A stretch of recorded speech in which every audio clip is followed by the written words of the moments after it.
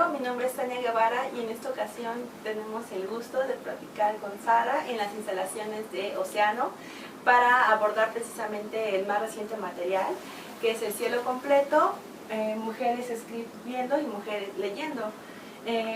A propósito de este material, en Grado Cero tenemos un blog y bueno, mi nota de hoy fue precisamente de la emoción que tenía por estar aquí platicando sobre este material. Y bueno, me gustaría comenzar diciendo que es un estudio muy a fondo, completo sobre las mujeres que se han dedicado a la escritura y a la lectura, y esta dinámica no se separa. Por una parte, usted menciona al principio el acto de rebeldía y posicionamiento de libertad cuando una mujer lee, cuando se crea un espacio autónomo, siguiendo con lo que decía Virginia Woolf, pero también a la hora de escribir se abren otras puertas. Y bueno, al final usted menciona por qué eligió a las mujeres que señala el libro, pero me gustaría saber, desde su punto de vista, cuál sería el común denominador existente entre estas escritoras. Bueno, primero quiero darles las gracias al Proyecto Grado Cero, a ustedes en particular, Tania, que me entrevista, Laura, que está haciendo la grabación, por darme esta oportunidad de platicar con ustedes, con gente joven, sobre este tema que me importa mucho. Respondiendo a tu pregunta, y para que lo podamos platicar en una conversación más, las mujeres que elegí pretenden demostrar la idea central de mi libro, que es que en el último medio siglo, 40 años, medio siglo, ha habido un cambio muy significativo en cómo vemos a las mujeres y en particular en este caso estoy hablando de las mujeres escritoras. Cuando yo empezaba a hacer este tipo de estudios hace alrededor de 40 años, tengo una que creo que es la primera antología o de las primeras antologías de narradoras latinoamericanas en el siglo XX, un libro que se publicó a principios de los años 80, con muchísimo esfuerzo para conseguir todo el material porque no había las facilidades tecnológicas que hay hoy. Entonces conseguir material de países como Bolivia, como Honduras, era muy muy complicado, y saber valorar cuáles escritoras había que incluir, etc.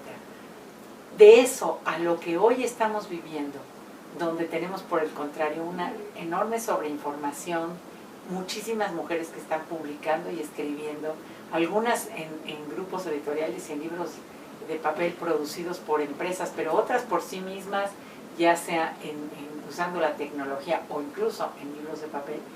Hay un cambio muy importante, pero ese cambio no es solamente en términos evidentemente del momento histórico y de la información tecnológica, sino del concepto que tenemos como mujeres escritoras. Las mujeres escritoras estaban como un poco apinadas de serlo, les robaban tiempo a sus trabajos domésticos para contar lo que querían contar, que les parecía importante.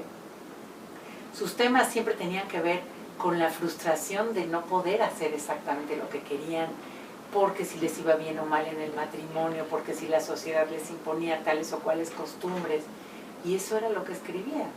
Su dolor cuando el marido tenía un amante, su miedo por si eran feas o eran bonitas, esos eran los temas principales de las mujeres. Conforme en los países occidentales, en Europa, en Estados Unidos y en los países de América Latina que tenemos como una cierta tranquilidad y un cierto desarrollo moderno, eso empieza a cambiar y empiezan a entrar las mujeres a las universidades y empiezan a poder participar de la política. Hablamos de democracia, hablamos de equidad de género, empiezan a escribir ya sin ese temor, empiezan a experimentar nuevas formas de escribir y nuevos temas, por supuesto, y hoy en día podrías decir que en todos estos países ya no hay los temas de mujeres ni los modos de escribir de mujeres, puede ser cualquier cosa. Una mujer puede escribir sobre lo que se le ocurra, claro, ser científica, pero incluso como escritora puede, como Marguerite Yourcenar, hablar de un momento de la historia, haz de cuenta, el Imperio Romano o la Edad Media y el médico más famoso de cierto lugar de Europa, y ya no estamos esperando de ella ni ni ella siente obligación de hablar nada más de los otros temas. Este cambio entre el momento en que tenemos que descubrir apenas y sacar de la oscuridad y del secreto a las escritoras, a este momento donde en ciertos países las mujeres pueden escribir lo que quieran y donde además las occidentales estamos, y los occidentales, buscando en los países donde las mujeres todavía no pueden manifestar eso, ¿qué están haciendo? ¿Qué es lo que escriben? ¿Qué es lo que la cultura les impone? Esto es un cambio muy significativo en medio siglo de historia. Eso es lo que mi libro quiere dar cuenta. Las preguntas que nos hacíamos hace 50 años y las que nos podemos hacer hoy, el tipo de temas y de modos de escribir de las mujeres hace 50 años y hoy. Y después quiere hacer, además de un catálogo de lo que pasa en México y en América Latina, entrar en ciertas escritoras que me parece que marcan la tendencia de lo que se está haciendo ahora.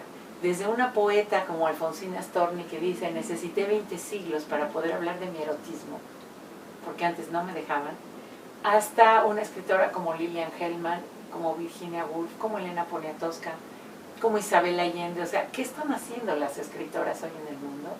Después tengo una parte en donde comparo, por ejemplo, cómo contó su vida Simone de Beauvoir, que es el ídolo de feministas e de intelectuales, y cómo la contó Taylor Caldwell, que es el ídolo de los conservadores en Estados Unidos y que enoja tanto a las feministas.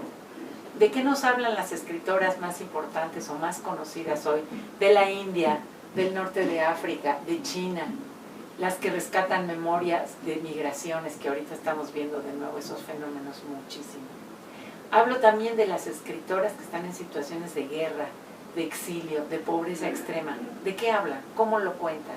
¿Qué podemos nosotros leer o aprender ahí? Hablo de las escritoras que son superventas, a muchas de las cuales despreciamos muchísimo porque nos parece una literatura mal hecha en su factura. Y sin embargo, millones de mujeres y de hombres también las compran y las leen. ¿Qué nos están dando?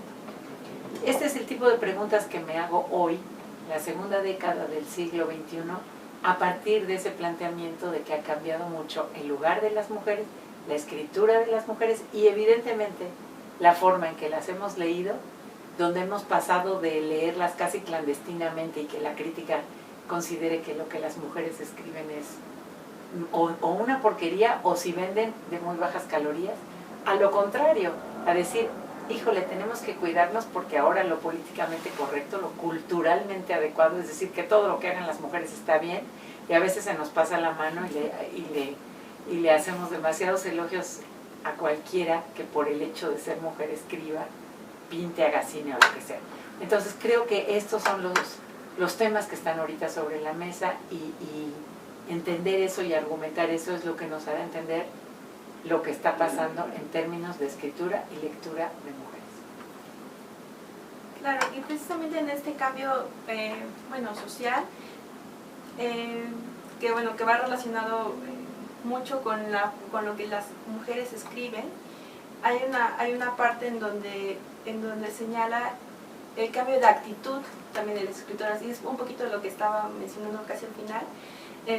Decir, por una parte, ya queremos voltear la mirada a estas voces que no nos hemos permitido escuchar, y decir, ella hizo poesía, fue novela, crónica, cuento, y me dio mucha risa cuando estaba leyendo la parte que habla del temblor en México, las voces que tiemblan, ¿no? En el sentido de que son voces que resuenan y tienen a trastocar todo, ¿no? Pero dice, en épocas más pasadas había relatos de mujeres, pero no eran buenos relatos, ¿no? También hay que decir que no todas las crónicas, no todo eso vale la pena. Y en este cambio de la actitud de las escritoras, una anécdota, ¿no? Que alguien dice: estoy harta que me hagan la misma pregunta, pero es una pregunta que creo que sigue vigente, ¿no? Y usted lo maneja dando apertura a pensar en diferentes vértices, cuando dice ¿qué es la literatura femenina? Si hay una literatura femenina de mujeres, ¿qué es lo que nos dice? Y y lo que mencionó ahorita, ¿no? No tienen por qué ser simplemente transgresoras, no tienen por qué ser de un determinado modo.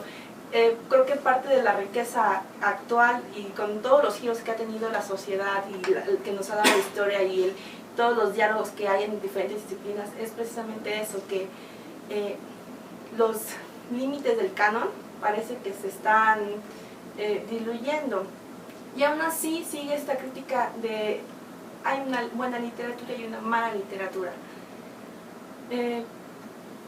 Aunque ya previo a la entrevista estaba hablando usted sobre qué es lo que nos aportan estas escritoras o qué es lo que aporta a la sociedad o por qué son leídos. ¿Cuál podría ser un bosquejo, si quiere que con vistas de definirlo, de una buena literatura? Mira, ese punto es muy importante, te agradezco la pregunta. En uno de los capítulos cuento el proceso que ha pasado la crítica literaria feminista, es así feminista, por eso tengo que hacer la diferenciación cuando hablamos de femenino, feminista, mujeres, en que hubo un momento en que la crítica literaria feminista pensó que era sinónimo de ser escritora mujer, ser una escritora que estuviera transgrediendo lo que fuera, las costumbres, los modos de escribir, el canon, la ideología, lo que fuera, que por definición lo que hacía femenina a una escritora, no importaba si la hacía un hombre o una mujer, era que fuera transgresora. Y las que no lo son, no importa si fuera escrito por un hombre o por una mujer, no se consideraría como tal. Y yo me opongo a todo, en el libro hago una especie de revisión de los modos, muy por encima, porque no es el objetivo del libro, pero de los modos de hacer este análisis literario. Y digo, para mí no tiene una mujer por qué en lo que escribe ser transgresora de nada, como no tiene un hombre la obligación de ser transgresora. O sea, nosotros hoy tenemos novelistas que siguen así, escribiendo como si fuera el siglo XIX, grandes sagas familiares, grandes novelas históricas sobre su país, y nadie considera que tendrían la obligación de escribir de otra manera. Y hay novelistas que están escribiendo de una forma que se considera la más actual, la más moderna, en la que solamente hablan de sí mismos y de su cuerpo, y que a mí no me interesa, aunque la escriban hombres o mujeres. Entonces, pero a mí no me interesa, y evidentemente hay otros lectores a quienes sí les interesará. Entonces, no creo que podamos hacer definiciones de qué es bueno y qué es malo, qué es de mujer y qué es de hombre. Es de mujer la literatura que manifiesta ciertos temas o no. ¿Es de mujer la literatura que se escribe de cierta manera o no? Cada novela, cada autora nos tendrá su respuesta. Ni siquiera con la misma autora podemos dar la misma respuesta para 3 novelas.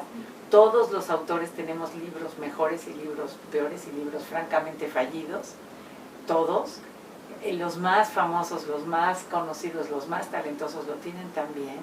No siempre los libros son lo que uno espera que sean, pero a un lector le puede parecer que un libro de alguien que a mí me parezca fallido es maravilloso. Ahora, hay los críticos literarios que se supone que tienen estudios, experiencia, conocimientos particulares que te pueden decir esta literatura es mejor que la otra.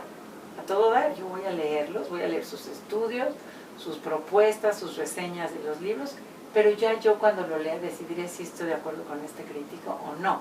Todos los críticos que acusaron de literatura de bajas calorías a las escritoras mexicanas que publicamos entre los mediados de los 80 y fines de los 90 del siglo pasado en México, todas las que vendimos fuimos calificadas de light y de bajas calorías. Bueno, yo no estuve de acuerdo porque leía yo lo que escribían las autoras y me gustaba mucho. Y evidentemente a muchas mujeres les gustó y por eso nos convirtieron a las escritoras en superventas. Entonces a mí no me gustan los libros, por ejemplo, de algunas superventas norteamericanas porque a mí, en mi situación de vida, en mis condiciones, no me significan nada esas historias. Pero hay 2 millones o 3 millones de mujeres que compran cada uno de los libros de Nora Roberts o de Danielle Steele. Algo les darán a ella. Sí, en mi gusto hay libros mejores y libros peores, pero yo no puedo pretender. Eso no quiere decir que el relativismo sea total, que tú y yo tengamos la misma opinión, porque esto no es un tema de democracia. Hay conocimientos, hay escritura mejor que otra, hay mejor empleo del lenguaje que otro. Pero eso lo hablaré yo como estudiosa de la literatura, pero no necesariamente como lectora. Y ya cada una tendrá que escoger aquello que le signifique. Nuestro trabajo, como cuando nos ponemos el sombrero de críticos literarios, es tratar de ayudar a la gente en nuestras interpretaciones a encontrar cosas en los libros que a lo mejor la gente no estaba buscando o no vio a simple vista. Pero eso solo si esa persona lo quiere leer o se quiere quedar con su lectura. Sí, gracias. Bueno, ahorita que estaba hablando, bueno, lo que estaba comentando, me surgió otra duda que en este momento se me fue, pero era con referencia a lo que, perdón. Hay que apuntar, ¿verdad? Para eso Sí, es que se me fue ahorita y como dijo, sí, también era esto, pero ahorita va a ser que todo eso, pero el punto era, ya se me puso nerviosa. Claro, estas mujeres están diciendo algo en específico y tienen una historia muy particular que también esa misma historia nos resuena o no nos llama. Y en esta lucha contra el prejuicio de no leer a las escritoras o a un escritor también por la crítica que nos dan los entendidos del tema, cuenta usted la anécdota en donde ya había hecho cuenta de este fenómeno, ¿no? Que nos estamos perdiendo parte de la riqueza pues cultural, no tan solo nacional sino humana, al impedirnos a nosotros mismos leer a ciertos escritores.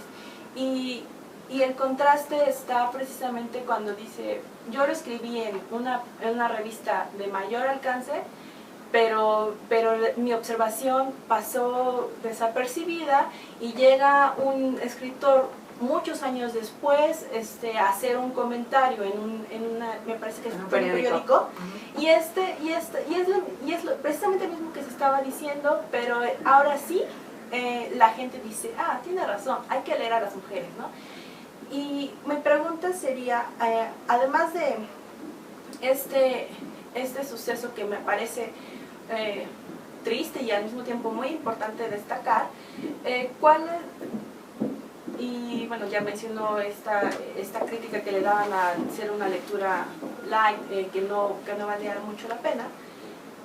¿Cómo es el trato de escritor a escritora? Digo, ya no quisiera que se entendiera como una generalización, porque siempre puede haber excepciones, gente que sí está leyendo en verdad a lo que los colegas escriben, pero en su experiencia, en estos años de su carrera, ¿qué ha visto como estos fenómenos donde se ve el prejuicio, no sé si conviene decir sexista, pero el prejuicio de un escritor ante la obra o el trabajo de una mujer escritora? Bueno, en otro libro que tengo que se llama ¿Son mejores las mujeres? Es una pregunta, ¿son mejores las mujeres? Cuento este tipo de cosas que me dices. Mi propia experiencia es no solamente en cuanto a los libros que tienen que ver con mujeres o incluso la propia novela, mis propias novelas, sino el hecho de que hay un silencio total del otro lado con los libros que yo escribo en el sentido de, digamos, académico. Las novelas sí tuvieron sus reseñas en momentos, todos los libros han tenido una reseña, pero básicamente encuentras del otro lado un silencio porque no les interesa lo que estás haciendo. Pero ese silencio es entre hombres y mujeres. No son mejores las mujeres para recibir libros ni de hombres ni de mujeres. En el mundo en que vivimos, los medios de repente deciden quién es el adecuado para que todo el mundo hable de él, a quién hay que hacerle ruido, a quién hay que considerarlo bueno, a quién hay que considerarlo malo y a quién hay que simplemente ignorar. Y todos hacemos nuestra lucha porque nuestros trabajos se conozcan, nuestros libros se lean, alguien hable de ellos en alguna nota, pero lo que yo he encontrado que me pasa a mí y a mis compañeras de trabajo, pero eso no tiene que ver ni con hombres ni con mujeres, repito, vivimos en un mundo en que nadie lee al otro, en que nadie le quiere dedicar al otro ni siquiera un poco de atención. Yo cuento en algún lado, creo que es en este mismo libro, no estoy segura, de un filósofo, José Gauss, un filósofo de los españoles que vinieron a vivir a México, como un día se encontró no sé qué libro que le gustó mucho y dedicó los siguientes 2 años de su vida a hacerle una reseña a ese libro, construyendo toda la argumentación de por qué le parecía importante esto o no esto. Y pues esa reseña terminó por ser un libro muy importante de ese autor para conocer su pensamiento en base a los argumentos que daba sobre el otro. Yo ya no encuentro que esas cosas se hagan con respecto a nadie. El sistema norteamericano de tomarse una obra de un autor o a lo mucho las obras de un autor y meterte a fondo solamente en eso para analizarlos fuera de todo el contexto de lo demás, a mí tampoco me resulta interesante ni productivo, pero por lo menos recoge a los autores y habla de ellos. Todos los que escribimos en México acabamos encontrando notas sobre nuestros libros en Alemania, en Estados Unidos, antes que en México. Y yo incluso he hablado con dolor de pertenecer a muchos años a revistas feministas, en donde sin embargo nunca fueron reseñados mis libros, con todo y que tratan de mujeres. ¿Por qué? Porque las esposas de los gobernantes de México a las feministas no les parece que es un tema importante, porque preguntarse si son mejores las mujeres no les pareció que merecía una reseña, porque en mi libro más reciente, que antes de este, que se llama Atrévete, en donde hago una propuesta sobre las madres como una forma de ayudar a combatir la violencia en México, les ofende a las feministas, entonces simplemente te ignoran. Y te ignoran, por supuesto, también los hombres, por la razón que quieras, porque no les gusta el tema, porque no les gusta cómo lo tratas, porque no les parece suficientemente seria. El hecho es que todos tienen algún motivo para ignorar el trabajo del otro, sean hombres o mujeres, sobre el trabajo de hombres o mujeres, excepto aquellos con los que quieren quedar bien, o porque son los más famosos y así quedan bien, o porque son sus amigos. Y bueno, en este relato del filósofo, bueno, también se ve el cambio de época, porque menciona al principio del libro, del texto, del libro como consumo, ¿no? Como artículo de consumo, y es precisamente eso. Mercancías. No, ya quizá tiene un mayor estatus porque se equipara con la cultura, se ve bien que estés cargando el libro y leas, sí. y vuelve a lo mismo, ¿no? O sea, ¿por qué se está leyendo ahora? Quizá también es una buena pregunta. No tanto como qué estás leyendo, sino tú por qué estás leyendo. Y a mí me llamó mucho la atención en otro libro no suyo, cuando hace un análisis sobre la lectura en México, y dicen, cuando le preguntas a cualquier persona por qué lees, es porque es trabajo, porque es de escuela, porque me lo recomendaron, y quizás menos gente que es porque le gusta leer o porque le apasionó ese libro o ese autor o ese tema. Entonces, cuando ahorita menciona que parece que ya se ha perdido el tiempo, el dedicarle tiempo a un escritor o a una obra, ¿cuál sería en este cambio que menciona, por ejemplo, en el libro de la lectura como algo que abre la puerta en este personaje que está viendo? La señora de los ojos. Exacto, de su libro. ¿Cuál sería ahora una manera de entender esta actividad, ya no solo como mujeres, sino como el público, porque eso me parece tanto trágico y sumamente interesante. Bueno, aquí me voy a dos cosas. La primera, yo no te pregunto a ti que me expliques por qué compras zapatos. A nadie se le ocurre preguntar, ¿compras porque te da la gana? ¿Porque quieres estrenar? ¿Porque tienes dinero? ¿Porque te gustan? ¿Porque ya no sirven los tuyos? Y nadie te está preguntando por qué. ¿Y por qué quiero saber por qué compras libros? Nadie me está preguntando por qué te pusiste hoy esa camisa y no la otra. ¿Por qué estás leyendo este libro? Bueno, pues lo vi, se me antojó, vino mi amiga y me lo recomendó. ¿Por qué queremos ponerle al libro una cosa como si fuera algo tan trascendente? Y bueno, después lo va a hacer. Una vez que lo leí, a lo mejor lo que ese libro me dijo me va a cambiar mi manera de ver la vida. Pero como que es muy difícil decir, ¿por qué agarré este libro, no? ¿Por qué escogí esta camisa? Porque el libro, mientras tú no lo leíste y mientras tú no lo asimilaste, pues es una mercancía más que a lo mejor lo vas a tirar ahí, ni siquiera te vas a volver a acordar de él. O te va a cambiar la vida, como te puede cambiar la vida, hoy te hiciste un peinado maravilloso y una camisa divina y un chavo le gustó y entonces te haces un novio y te casas y ya cambió tu vida. Y a nadie se le hubiera ocurrido echarle la culpa a la camisa, ¿no? Pero como tú te sentías cuando te pusiste esa camisa y todo. Y eso pasa con los libros después, quién sabe por qué los empiezas. Sí es importantísimo lo que te pasa después.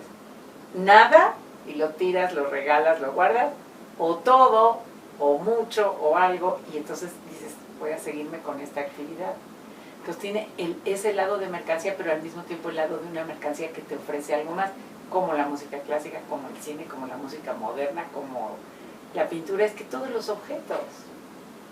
Entonces, esa es la primera pregunta. La segunda tiene que ver con esa novela que mencionas mías, va por ahí, La señora de los sueños, que toda su vida va cambiando porque quiere vivir lo que vivían los personajes que ella leía. Pero, por ejemplo, yo ahorita en este libro, y este libro lo voy a presentar de una manera muy especial, dando un curso de grandes maestros en la UNAM, de 4 sesiones, hablando sobre los temas que me preocupan aquí. ¿Qué escriben las mujeres?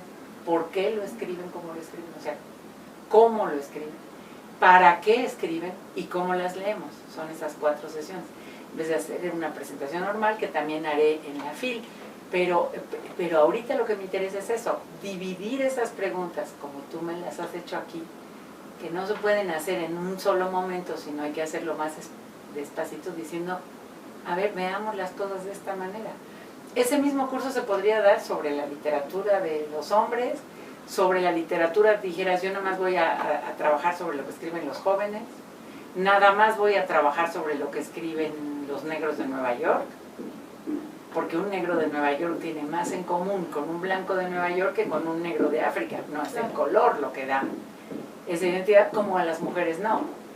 Yo no tengo mucho menos que ver con una indígena boliviana, aunque sea mujer, que con otras mujeres de la clase media de ciudades como la que tú quieras en América Latina, ¿no? Entonces, ese es el tipo de preguntas que ahora creo que nos debemos hacer. Justamente por eso hablo de este recorrido histórico, porque ya no nos podemos hacer las mismas preguntas que hace medio siglo de porque es mujer, creo que puedo entender lo que escribe, cómo lo escribe, para qué lo escribe. No, esto ya se ha hecho mucho más complejo gracias al conocimiento que ahora tenemos de lo que hacen las mujeres, y esas son las preguntas que me quiero responder ahora, y a lo mejor terminando el curso vamos a llegar a la conclusión de que no podemos ni siquiera plantearnos esas preguntas en general, no lo sé. Ese es el intento que voy a hacer en este curso y trataré de discutirlo con quienes se inscriban en su curso abierto al público, que eso lo hace muy interesante porque no son especialistas, no son gente que trabaja nada más cierto tipo de cosas, sino gente normal, común, que quiere preguntarse sobre la escritura de las mujeres, porque por alguna razón le gusta, porque por alguna razón la lee, y juntas llegaremos a lo mejor a la conclusión de que estas preguntas ya no tienen sentido, ¿o no?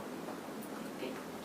Y bueno, solamente para terminar, a modo personal me gustaría saber, bueno, menciona que pese a que el título es El cielo completo, bueno, hay muchas escritoras que se quedaron en el camino, ya sea porque, como señala, ya no le dicen algo, todavía no lo has descubierto o está apenas en proceso de conocerla.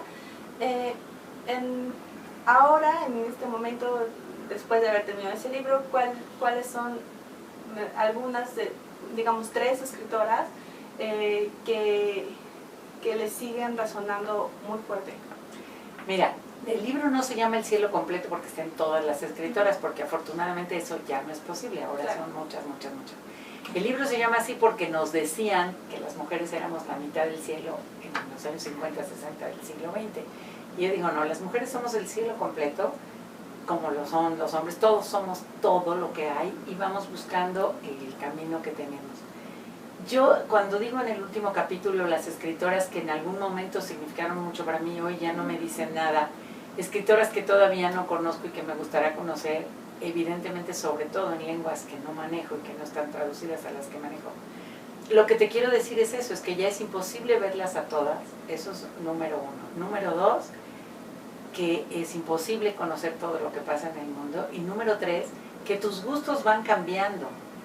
Que lo que hace 20 años a lo mejor fue enormemente importante para mí, Carson McCullers, una escritora norteamericana, y que hoy ya no la leo, ya no me dice nada, pero en su momento me dijo mucho, como ella, muchísimas. Otras que a lo largo de mi vida me han seguido diciendo cosas como Yourcenar, como Virginia Woolf. Entonces, bueno, yo creo que el ser humano vamos cambiando, que la literatura va cambiando y que los libros que te dicen te pueden seguir diciendo o ya no. Y eso es lo maravilloso de hacer trabajos de este tipo, sobre todo cuando son a tan largo plazo, porque son 40 años de estar leyendo y escribiendo sobre mujeres, entonces puedo documentar un poco esos cambios, ¿no? Hoy te diría que ya no estoy leyendo novela, eso es el primer cambio muy significativo en mi vida, que ahora me está interesando mucho más leer el ensayo. Los ensayos me dan esos momentos de iluminación y esas tardes llenas de luz que hace 30, 40 años me daban las novelas, hoy ya no. Y ni modo, lo tengo que decir y yo sé que no es políticamente correcto decirlo, pero no tengo por qué decir una mentira. Y los señores del Nobel, por lo visto, están de acuerdo conmigo, donde lo que premian son las otras cosas que estamos buscando. ¿Qué pasa con el sufrimiento humano? ¿Qué pasa con recoger los testimonios de gente no inventada en la ficción, sino real? Eso para mí ahorita es lo que a mí más me mueve el piso. Respeto muchísimo, por supuesto, a quien sigue leyendo novelas. Yo también, hasta hace un tiempo leía muchísimas novelas. No me gustan, repito, la tendencia actual de la novela que solo está metida en escarbar en el individuo, a mí no me dice nada y no me interesa. Me gusta más la novela un poco social, la novela que me está enseñando un mundo. Pero te repito, ahora, hoy, para mí, mis lecturas son ensayo. El ensayo me está dando la crónica, el ensayo, que me dan el mundo de afuera y que me lo interpretan, son mi pasión. Por lo tanto, no podría recomendarte ahora, a estas alturas de mi vida, novelistas, pero todas las cronistas y todas las ensayistas que caigan en tus manos, incluso las que hacen novela de no ficción, tienen mi firma de recomendación. Ok, bueno, pues muchísimas gracias, y agradecemos a Oceano por habernos permitido tanto la entrevista como el acceso al material, y bueno, por mi parte eso es todo. Gracias.